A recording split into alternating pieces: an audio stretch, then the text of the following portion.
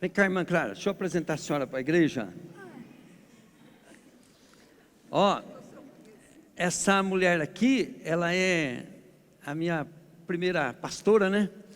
E ela pagou um preço pela minha vida, né? A gente ficou sabendo que ela orou, jejuou, né? Pela vida do pastor. Então, se vocês não estiverem contentes comigo, ela tem um pouco de culpa, tá, gente? Na época eu gostava muito das ministrações da irmã Clara, porque ela puxava minha orelha, né? Eu acho que eu aprendi com ela, tá, gente? O pastor Vanderlei, ele era mais de passar a mão, né? Ah, tudo bem com ele. A irmã Clara, não, a irmã Clara, ela puxava a nossa orelha. Mas a senhora foi uma bênção na nossa vida, tá, irmã?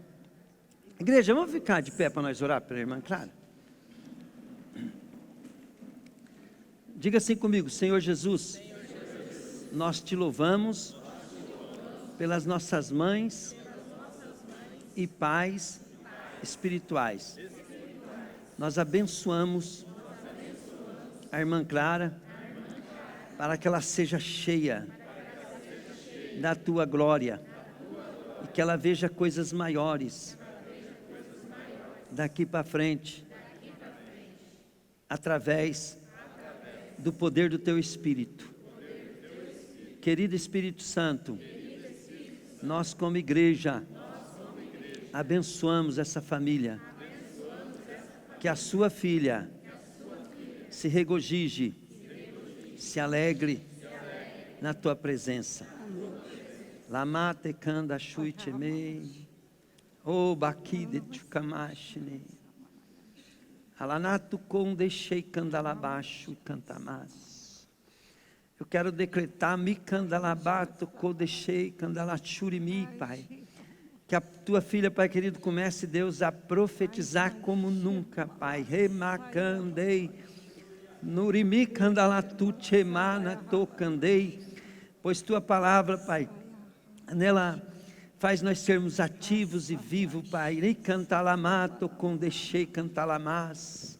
O nosso corpo pode estar envelhecido, Deus, mas nós somos renovados a cada manhã, Pai. Por isso, Deus, eu quero que o Senhor use a tua filha, Pai. Até, Senhor da glória, a que todas as coisas, Deus, que for da tua vontade aconteça, Pai, em nome de Jesus, Pai. Aleluia. Deus, Pai, eu quero que o teu Espírito ministre, Pai, o coração, a mente da tua filha, Pai, para que a tua profecia saia da boca dela, Pai. Menos de nós, Pai. Mais da tua glória, Pai, mais da tua presença, Pai, mais do teu coração, Pai, em nome de Jesus, Deus. Amém. Que unção gostosa, hein? Oh, maquida cheia. Espírito Santo, nosso amigo, companheiro. Obrigado, Espírito Santo. Obrigado. Vi que Deus vai usar muito a senhora ainda, viu, irmão? Amém. Glória a Deus. Amém, né? Amém. Amém. Eu tenho um prazer muito grande de estar aqui, porque o Torvato é um dos nossos filhos na fé. E hoje eu fiquei muito feliz na conversa com ele. Eu vejo que eu já tenho bastante netos, né? Que bênção.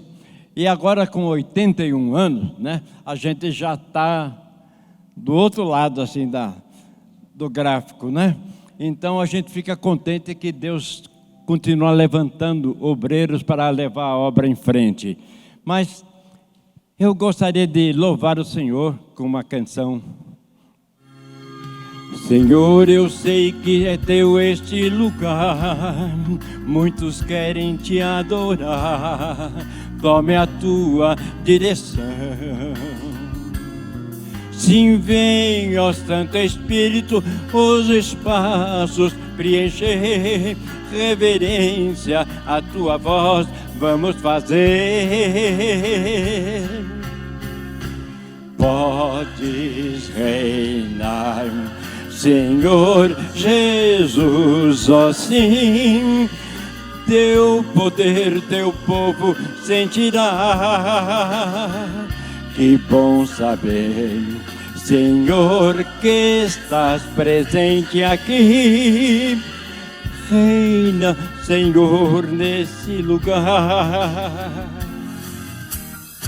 Oh, por que duvidar sobre as ondas do mar, quando Cristo caminho abriu? Quando forçado és contra as ondas lutar, seu amor a ti quer revelar. Todo mundo, solte o cabo da nau, tome os remos nas mãos e navega com fé em Jesus. E então tu verás que bonança se faz, pois com ele seguro serás. Trevas vêm te assustar, tempestades no mar, da montanha o mestre te vê, e na tribulação ele vem socorrer, sua mão bem te pode suster. Solte o cabo da nau, tome os remos das mãos e navega com fé em Jesus. E então tu verás que bonança se faz, pois com ele seguro será.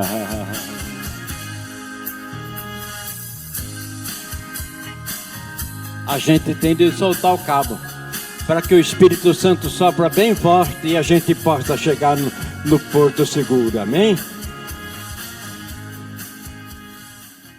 Sabe, eu analiso a minha vida e chego à conclusão que eu sou um rapaz inteligente, porque um dia eu tomei essa decisão de entregar o coração para Jesus. Foi a melhor coisa que eu fiz, né? Agora eu estou aqui hoje com 81 anos, bem vivido, vivendo a aventura da fé. Nós temos estado no pastoreio por 57 anos. E nesses 57 anos, Deus levantou muitos pastores e eu fico feliz. E hoje eu estou aqui desfrutando de uma dessas alegrias, né? De estar ministrando na igreja de um dos nossos filhos na fé. Amém. Glória a Deus. Mas vamos ver o que Deus tem para os nossos corações? Nós vamos ver aqui na palavra de Paulo. Vamos deixar Paulo ministrar para os nossos corações, né? Uma coisa importante é isso. A Bíblia é a mesma ontem, hoje e eternamente. Então, eu tenho assim, aventurado na área de informática por muitos anos, e uma coisa interessante, cada pouco eu tenho de jogar fora os livros, porque a tecnologia avança tanto, que aqueles livros que era a última palavra, de repente já não é mais. Mas uma coisa importante é o seguinte, esta é a palavra sempre atual. Passarão os céus e a terra, porém, as minhas palavras não hão de passar. Ela é sempre viva e eficaz, importante para as nossas vidas. Então, lendo aqui em Colossenses, no capítulo 3, vamos ver, Colossenses capítulo 3, a partir do verso 1.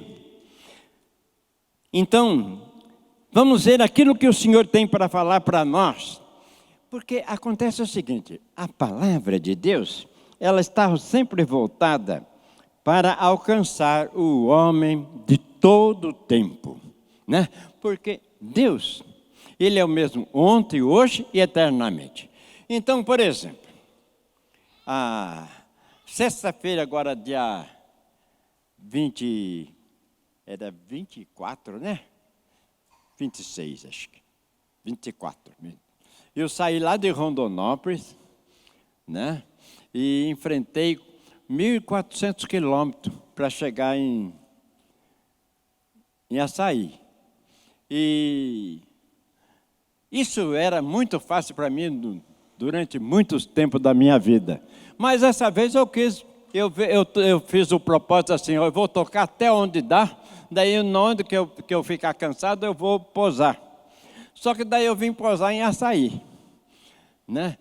Com 81 anos, porque eu louvo a Deus pela palavra que um dia foi implantada no meu coração. Então, fez com que eu tivesse saúde e vigor. Estou com 81 anos e estou aqui forte, né? Então, podemos viajar, podendo pregar o Evangelho. E o meu propósito é o seguinte: enquanto Deus permitir que eu esteja de pé, eu vou pregar o Evangelho. Então, eu tenho prazer das coisas de Deus, né? Lá em casa está em reforma lá, e o pessoal que trabalhava lá, como eu fico trabalhando ouvindo hinos, né? Então, mas o homem já pediu para mim, o pedreiro já pediu para eu passar para ele os hinos, então já pediu Bíblia. Então, que bênção, né? Que pessoas vão sendo alcançadas pelo Evangelho, pela palavra de Deus. Então, mas eu nem sempre eu fui crente, eu já fui roqueiro, né? E eu quero dizer uma coisa, graças a Deus, que nessa fase que eu era do rock, eu fui alcançado pelo Evangelho. Então, os meus amigos não chegaram aos 25 anos. A maioria deles partiram jovem pelas extravagâncias que fizeram, e eu estou aqui com 81 anos. Então, gente, é importante nós trazermos a palavra de Deus para dentro do nosso coração, para dentro da nossa vida, que a gente esteja espelhando na palavra. Vamos ver o que Paulo está falando aqui em Colossenses. Portanto, se fosse ressuscitado juntamente com Cristo, buscai as coisas lá do alto, onde Cristo vive, assentado à direita de Deus. Pensai nas coisas lá do alto, não nas que são daqui da terra, porque morreste e a vossa vida está oculta juntamente com Cristo em Deus. Quando Cristo, que é a nossa vida, se manifestar, então vós também sereis manifestados com Ele em glória. Então veja o seguinte, o texto está falando que nós morremos. Olha, quando nós aceitamos Cristo e fomos batizados, então nós morremos para o mundo e nascemos para Deus, porque Jesus morreu a nossa morte, porque a palavra diz assim, falou lá no princípio, que não comesse da árvore da ciência do mal, porque quando dela comesse, certamente morreriam. Então veja, e a palavra fala que o salário do pecado é a morte. Então veja, Jesus, Ele é o doador da vida, e Ele veio aqui no mundo para morrer a nossa morte, para que nós pudéssemos viver a sua vida. Então, quando Jesus foi lá na cruz, e Ele assumiu todo o pecado sobre si, então, Ele de repente sente uma grande solidão. Ele fala, Pai, por que me desamparaste? Porque o pecado faz separação entre o homem e Deus. Então, quando Ele assume os nossos pecados, de repente Ele sente pecador. Só que Ele veio com um propósito mais elevado. Deus proveu que Ele viesse morrer a nossa morte, para que nós pudéssemos viver a sua vida. Então, nós temos o privilégio de vivermos a vida de Cristo. Então, é importante, Paulo diz ainda que nós somos cartas vivas, lidas por todos. Então, é importante lá no seu trabalho, lá na sua casa, junto dos seus filhos, na sua parentela, onde quer que você esteja, o que essas pessoas estão lendo na tua vida, nos seus atos, nos seus gestos, na sua maneira de ser. Então, é importante, porque nós já morremos com Cristo. Na ceia nós estamos lembrando a morte e a ressurreição de Cristo, né? Mas no batismo também tem esse simbolismo, que quando nós somos imergidos nas águas batismal, então veja, nós estamos sepultando o velho homem. Então um dia o José Trovati foi sepultado nas águas, e quando ele emergiu, então saiu lá o servo do Deus Altíssimo, o novo homem. Não tinha mais nada a ver com aquele homem que foi sepultado, porque eis que tudo se fez novo. Então, veja, isso que aconteceu na sua vida. Meu irmão, aquele dia que você foi batizado, olha, houve uma virada da página. Até então, era o homem do pecado. Agora virou aquela página, porque Jesus pagou pelos nossos pecados. O ato de aceitarmos um batismo é o ato de nós professarmos a nossa confiança integral no Senhor Jesus. Então, é um ato de confissão. E a palavra de se confessarmos nossos pecados, Ele é fiel e justo, e o sangue de Jesus nos purifica de todo pecado. De quais pecados? Todos os pecados. Não importa o que tenha tido, qual foi o erro que você teve, deslize na vida. Isso foi apagado. E olha, Jesus fala assim, dos teus pecados eu não me lembro mais. Ele lança os nossos pecados nas profundezas dos mares. Sabe qual é o ponto mais profundo do mar? 10 quilômetros. Então, viu a profundidade que ele lança os pecados. E ele diz, dos teus pecados eu não lembro mais. E olha, ele ainda põe uma placa lá, é proibido pescar. Para que você não fique relembrando aquilo que já passou. Nós temos que estar olhando para frente, olhando para Jesus, o autor e consumador da nossa fé. Nós temos de estar nos espelhando nele. Certa feita, eu quis fazer uma prateleira e eu comprei as tábuas para fazer as travessas, né? Então, de 30 centímetros, daí medi direitinho 30 centímetros, e aí o sarrafo que ia montar os portes para aquelas tábuas. Então, tinha de ser de 30 centímetros. Daí eu peguei, risquei ele certinho, 30 centímetros, cortei aquela tábua. Mas eu fiquei com aquela que eu cortei. Marquei a outra. E assim eu fui marcando. Sempre com a última que eu cortava, que estava na minha mão. Quando eu fui montar a prateleira, não deu certo. Porque eu usei vários modelos. Olha, nós temos de nos espelhar no modelo certo. Jesus. Não podemos olhar outros modelos. Por mais perfeito que seja, nós não podemos olhar. Paulo era bastante arrojado, ele diz assim, sede meus imitadores, assim como eu sou de Cristo. Muita coragem e muita ousadia falar assim. Mas agora a verdade é o seguinte, nós temos que estar olhando para Jesus. E o texto segue falando assim, fazei, pois, morrer a vossa natureza terrena, e agora ele começa a enumerar. Prostituição, impureza, paixão, lascívia, desejo maligno, avareza, que é a idolatria. Por essas coisas é que vem a ira de Deus sobre os filhos da desobediência. Ora, nestas mesmas coisas andaste também noutros tempos, quando viveis nela. Agora, porém, despojai-vos. Despojai-vos igualmente de tudo isso, ira, indignação, maldade, maledicência, linguagem obscena no vosso falar. Não mentais uns aos outros, uma vez que vos despiste do velho homem com os seus feitos. Então Paulo está falando assim, para aquele que já veio para Jesus.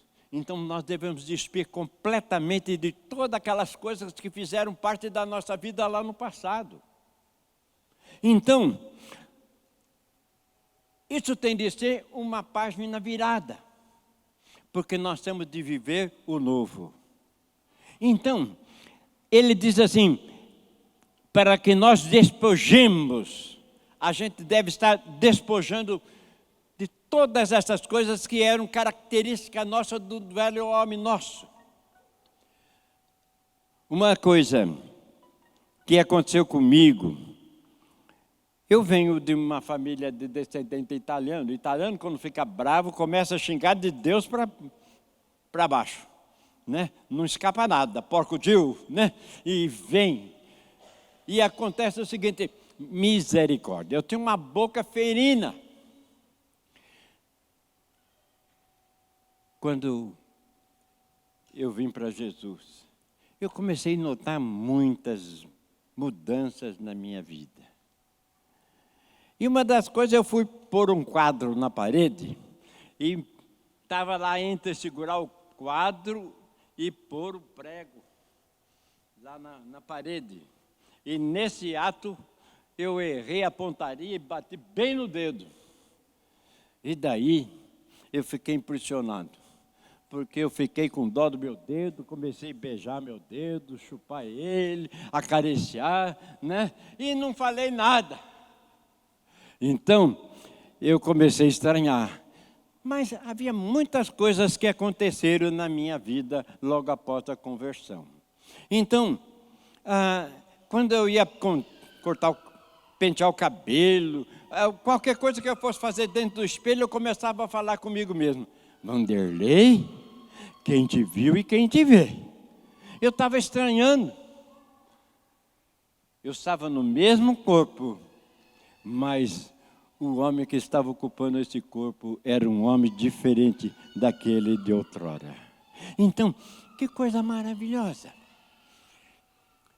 Eu vi essa atriz, Darlene Glória, que é a Helena Brandão, né? O nome dela, o nome artístico é Darlene Glória, mas o nome dela é Helena Brandão. E ela conta da sua vida como atriz pornô, então, e também fazer teatro pornográfico.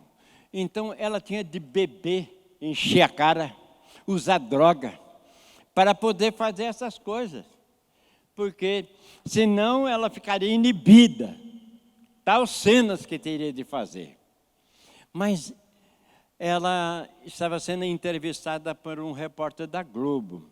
E daí, ela era lá no Rio de Janeiro, ela em cima de um caminhão, pregando o Evangelho, e o repórter foi lá, e falando que se não era uma coisa conflitante, ela está pregando o Evangelho, falando do amor de Deus, do amor de Jesus ali na praça, onde havia um cinema que estava passando um filme dela, de nome assim, Toda Nudez Será Castigada, né? Um filme pornográfico. Ela pergunta, mas você está falando da Darlene Glória? Ela diz assim, essa já não existe mais, essa já morreu lá na cruz do Calvário. Essa já não tem mais sentido, agora eu sou Helena Brandão, serva do Deus Altíssimo. Então, veja, é o que Deus faz. Lá em Maringá, eu tive o privilégio de conhecer um pastor muito abençoado da Igreja Batista, de nome Paulo.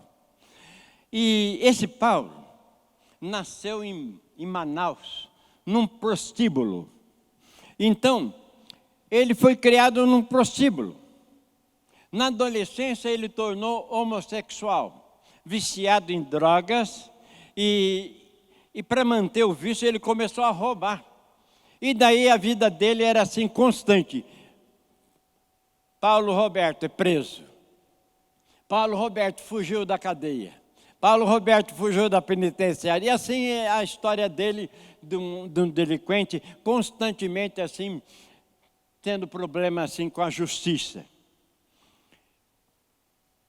Paulo Roberto conheceu o Evangelho no presídio, na penitenciária. Ele foi liberto. Paulo Roberto nasceu de novo. Ele sentiu um chamado para o ministério.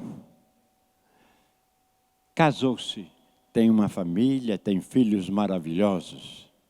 E lá em Maringá ele foi uma bênção muito grande. Em 74, eu fui para Belo Horizonte, e numa cruzada evangelística. E lá eu tive a oportunidade de reencontrar o Paulo Roberto.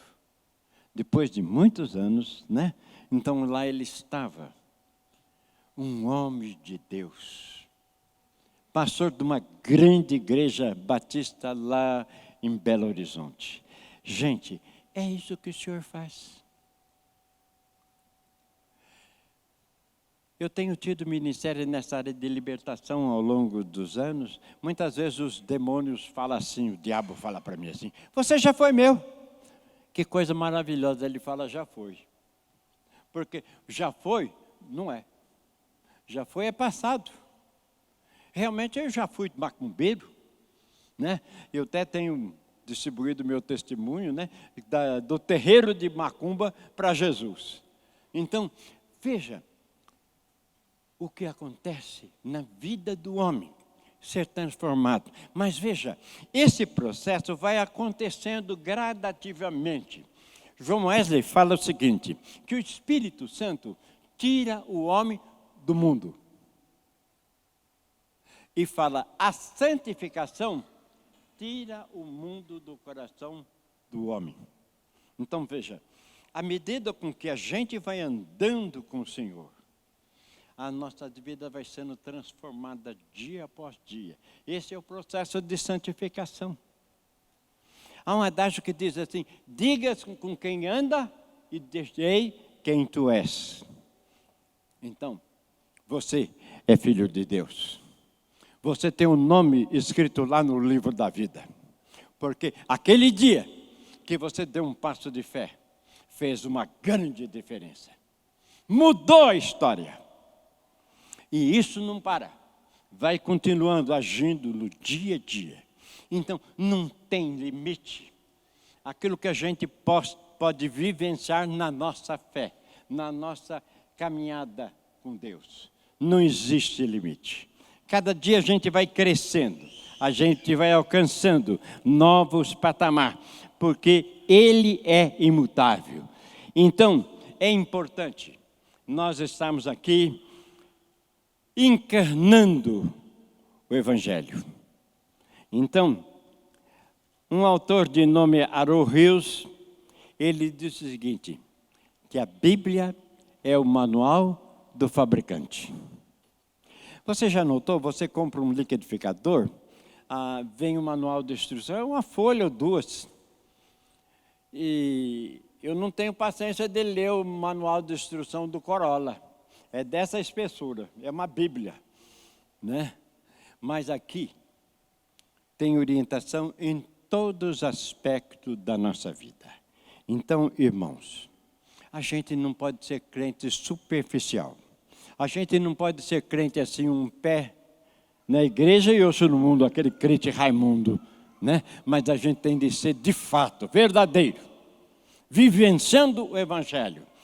Paulo fala assim, que para nós apresentarmos nosso corpo como sacrifício vivo, santo, que é agradável a Deus.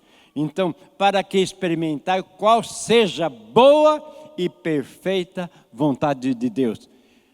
Meu irmão, eu estou convidando você nessa noite, em nome de Jesus, para vir experimentar qual seja a perfeita e agradável vontade de Deus. E essa está em nós engajarmos no ensino da palavra. trazemos a palavra para dentro das nossas vidas, para dentro do nosso coração. Então, que a gente, nessa noite, possamos estar fazendo aqui uma decisão firme diante do Senhor, para que a gente possa experimentar qual seja a boa e perfeita vontade de Deus para com as nossas vidas. E assim nós vamos experimentar a plenitude da graça do Senhor. Amém? Eu vou mostrar aqui um material. Eu ministro há muitos anos, pelo menos mais de 40 anos, eu ministro um seminário de casal. E a gente vai estar mostrando essas apostilas aqui. E eu gostaria que a pessoa pudesse dar uma olhada, principalmente no prefácio. No prefácio eu falo o que levou eu fazer essa apostila e fazer esse curso. É o seguinte, quando eu comecei no ministério, eu escutava assim, os reclamos de muitos casais, então muitas mulheres falando que essa questão de sexo era uma coisa que era boa só para o homem. E que para a mulher era só um desconforto.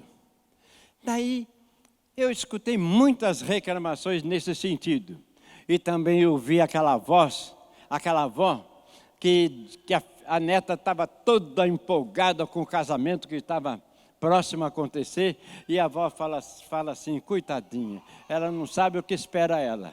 Então, o abacaxi que é a hora da cama. Então, daí eu peguei, falei assim, mas Deus não seria assim injusto para com a mulher. Então eu procurei pesquisar e aprofundar nessa questão e busquei na palavra e outras fontes mais. Então, como eu poderia resolver esse problema? Então, assim nós fizemos essa apostila. Há uns 40 anos passados, eu fui convidado para ministrar em Cambará para um grupo de casais jovens sobre a vida conjugal. E daí, a moça que era líder, telefonando para lá, para várias pessoas, toda animada para um encontro, e o avô escutou isso e quis participar. E eles quiseram descartar o avô, porque achando assim, era casais jovens. Então, aquele homem velho, né? E lá. E esse casal foi. Quando terminou, então a juíza de direito foi uma das primeiras que falou a respeito do encontro e falou o quanto foi positivo. Depois, esse senhor pediu a palavra. Ele falou assim, que pena que eu não tivesse participado de um encontro desse há 40 anos passados. Então, para a gente ter uma ideia como essa coisa é séria. Então, aqui é o seguinte, tornando-se os dois uma só carne, aprendendo sobre sexo à luz da Bíblia. E aqui eu pus um texto aqui de Hebreus que diz assim, digno de honra entre todos seja o matrimônio, bem como o leito sem mácula, porque Deus julgará os impuros e adúlteros. Então, a gente tem essa apostila. Eu repasso essa apostila por R$10. E eu tenho um seminário que a gente faz, eu ministro ultimamente muito nessa área de cura interior, né? Então, a gente tem essa apostila. Daí, se alguém tiver interesse de ver mais sobre essa questão de cura interior, então a minha filha está ali, essa moça lá, levanta lá um pouco. Essa moça ali, né? Então, daí pode ver com ela ali, ok? Mas eu vou estar encerrando aqui, vou louvar o Senhor. Então, é o seguinte, essa canção que eu vou apresentar é o povo santo. A verdade é Jesus cantando para você. É Jesus falando, porque você é o povo santo. Você faz parte dessa nação santa, povo de propriedade exclusiva do Senhor. Então, é você. É para você que o Senhor Jesus entoa essa canção.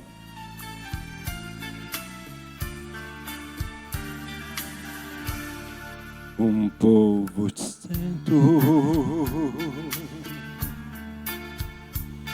que ama,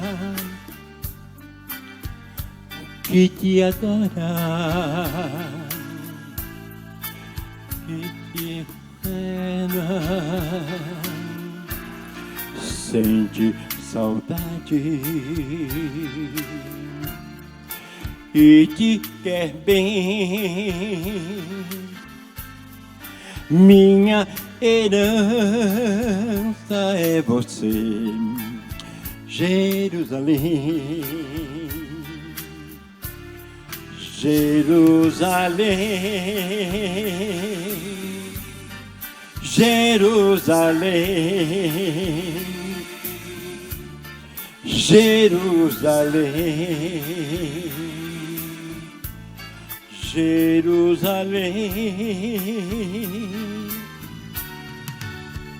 Eu te adoro, eu te amo, te quero bem. Dou minha vida por você, Jerusalém. Um dia nós vamos andar lá nas ruas da Jerusalém Celestial. Você vai fazer essa caminhada.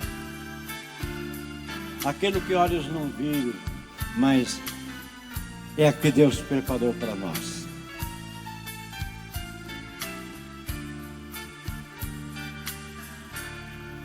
Quando eu chegar em tuas ruas, ouvi o cântico que continua, a voz suave de meu Jesus, eternamente vou viver em santa luz. Jerusalém, Jerusalém, Jerusalém, Jerusalém.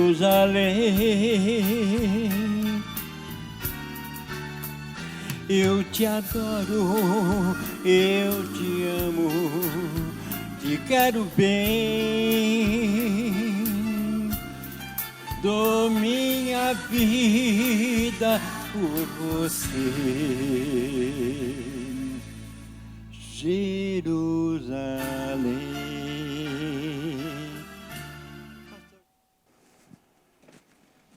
Glória a Deus. Obrigado.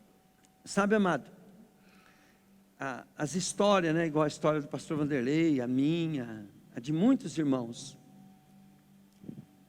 ela é uma história que ele está dizendo assim para você, né? Pega firme, tem chance, tem oportunidade. Quando eu comecei na igreja, eu estava passando por um período de depressão e eu tinha um fusquinha vermelho. E na minha cabeça só ficava vindo assim, pegar o carro, colocar na pista e dar o que o carro dava e ficava esperando o momento oportuno de vir uma carreta de encontro para me fazer assim, ó. E acabar o sofrimento, né? Porque era tão grande a angústia, a dor, né? E eu comecei a ir na igreja e encontrei um povo, né, que não tinha dó de mim, mas eu também não era igual aos crentes que eu pensava, né? Que era na igreja metodista. Na reunião dos homens lá, né, nos cultos dia de sábado, de oração. Então eu comecei a buscar Deus diferente. E naquele momento que eu queria me matar, eu lembrava uma coisa que a minha mãe dizia. Minha mãe falava assim, né? Zé, fulano se matou. porque ele estava com depressão, com muita tristeza. Ele não aguentou e se matou. E ela falava: o pior, Zé, é que não tem sofrimento na terra que chega perto, que se compara ao do inferno, e nunca mais vai ter volta. Nunca mais. Então, naquela vontade de eu me matar, eu lembrava do que minha mãe falava, e eu falava assim: ó, eu estou querendo me matar porque eu não estou aguentando o sofrimento. Aí eu falava assim: e lá vai ser bem pior, não tem mais jeito, então eu não posso me matar, eu preciso é me salvar. Eu preciso ser salvo. Porque nem para morrer, eu falei, eu preciso ser salvo, porque daí eu posso morrer em paz, né? Pelo menos pensar assim. Aí se eu morrer não tem problema. A coisa mais inteligente que a gente faz, querido, é entregar a vida para Jesus. E sabe, às vezes você está aqui, você sabe que você precisa de Jesus, mas você não está nessa situação de querer se matar, não está passando uma grande angústia. E eu aprendi com a história de muitas pessoas que não precisaram passar por angústia, eles aceitaram Jesus quando era criança, quando era menino, quando era menina, e não passaram por angústia que eu passei, e tiveram uma vida que não precisaram, né, para reconhecer que eu precisava de Jesus, ter aquela situação ao qual queria tirar a própria vida. Então é muito melhor. Na realidade, né, se você é um filho de crente, se você está aqui e nunca passou por uma situação, teu pai e tua mãe sempre te levaram para a igreja, aprende uma coisa, querido. Você precisa nascer de novo. Ser crente não garante salvação. Você precisa tomar uma posição diante de Jesus. Jesus precisa escrever a sua história. Você precisa nascer de novo. Amém? E eu gostaria de te ajudar nisso hoje. Talvez você também já veio para a igreja para resolver problema, para ser curado, para ser liberto, mas ainda você não tem certeza da sua salvação. Eu fico imaginando, querido, olha bem, na hora que Jesus tocar a trombeta, né, Raquel? Na hora que o anjo tocar a trombeta, e houver o arrebatamento, eu fico imaginando, querido, quem ficar. E principalmente quem entende um pouquinho de escatologia, saber, né, que de agora só tem 7 anos. Já pensou, pastor? Que desgraça vai ser para esse crente, querido, se ele ficar? A pessoa que conhece. E nós sabemos, né, querido, que Jesus, vocês acham que Jesus mente? Deus Pai mentir? E Jesus falou quem vai ficar.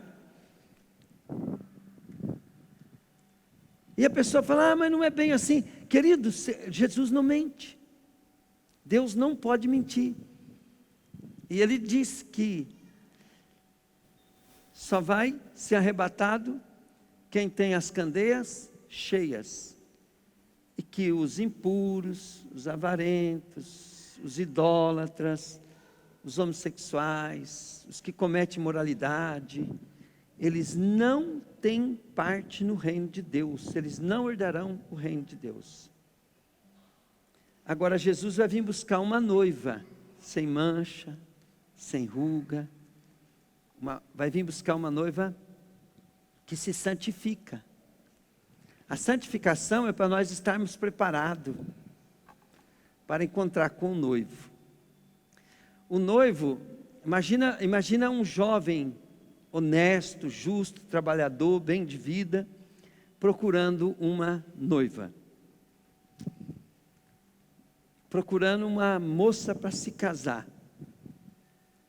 Você acha que ele vai querer casar com uma moça desonesta? Com uma moça que não seja fiel? O que vocês acham? Então, querido, Jesus ele falou que ele é o noivo. E nós temos que ter a característica dessa noiva. Glória a Deus. Aleluia. Fala assim: eu decido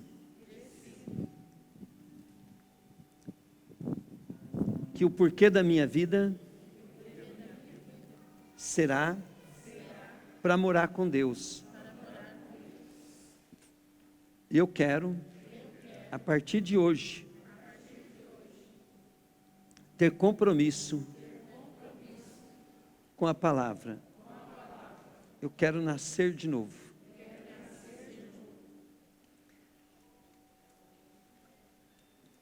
Fala assim: em Jesus, eu tenho chance. Eu tudo posso. Eu vou poder exercer um chamado. Eu vou poder receber o Espírito Santo e ser preparado para uma grande obra. Em Jesus, eu tenho as promessas. Eu vou ser guiado e dirigido pelo Espírito Santo. Amém, querido? Vamos adorar para nós receber a presença do Espírito Santo? Senhor.